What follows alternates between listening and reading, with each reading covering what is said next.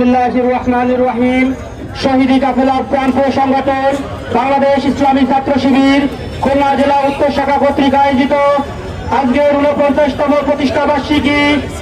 প্রতিষ্ঠাবার্ষিকীতে সম্মানিত মেহমানবৃন্দ উপস্থিতি ছাত্র জনতা আসসালামু আলাইকুম ওয়া রাহমাতুল্লাহ।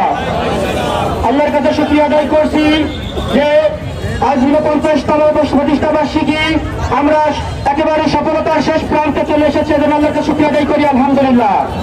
প্রিয় ছাত্র জনতা, এই 49 বছরের ছাত্র শিবিরের 234 জন ভাই শাহাদাত বরণ করেছে। সারা বাংলাদেশে শিবিরের রক্ত ঝরেছে।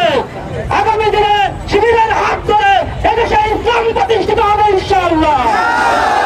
সংগ্রামী উপস্থিতি, ছাত্র শিবির টেকনাফ থেকে তেতুলিয়া, রূপসা থেকে পাতুরিয়া প্রত্যেকটি ঘরে ঘরে ইসলামের সুমহান আদর্শের যে দাওয়াত পৌঁছে দিচ্ছে, এ থেকে প্রমাণ হয় আগামী দিনে সমৃদ্ধ বাংলাদেশ গড়ার জন্য ইসলামী ছাত্র শিবির ছাড়া বিকল্প কিছু নয়। সংগ্রামী উপস্থিতি, আমরা খুলনা জেলার উত্তরের এই প্রান্ত থেকে সারা বাংলাদেশে বার্তা দিতে চাই, ইসলাম নিয়ে যদি কোনো প্রকার বাহানা করা হয়, ইসলামী ছাত্র শিবির ঘরের কোনো বসে থাকবে না। দেখতে পাচ্ছি বিভিন্ন রকম ফতুয়াবাজ বাংলাদেশে প্রতিষ্ঠা করার চেষ্টা করছে। বিদেশ থেকেও মৌলবী এসে এদেশে বাজে ফতুয়া দেওয়ার চেষ্টা করছে। ইতিহাস জানুন, ইসলাম থেকে বোঝার চেষ্টা করুন, শিবির থেকে শিক্ষা দিন, তাহলে ইসলামের সঠিক পথে আপনারা পরিচালিত হতে পারবেন। শুধু ফতুয়াবাজি করে এদেশে ইসলাম কায়েম করা যাবে না। বাংলাদেশে সারা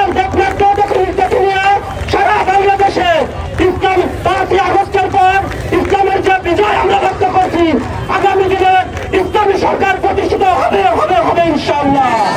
সংগ্রামী উপস্থিতি, সকলের প্রতি আহ্বান থাকবে, শিবির যে মহান উদ্দেশ্য নিয়ে এ বাংলার জমিনে কাজ করে যাচ্ছে, গত 49 বছরে এই উদ্দেশ্য থেকে শিবির এক পাও পিছু পা হয় নাই। এই জন্য আপনাদের প্রতি উদাত্ত আহ্বান থাকবে, আগামী দিনেও শিবির যে লক্ষ্য উদ্দেশ্য যে সংগ্রাম লালন করে নিজেদের ভিতরে, এই উদ্দেশ্য থেকে আগামী দিনে এক পাও পিছু পা হবে না।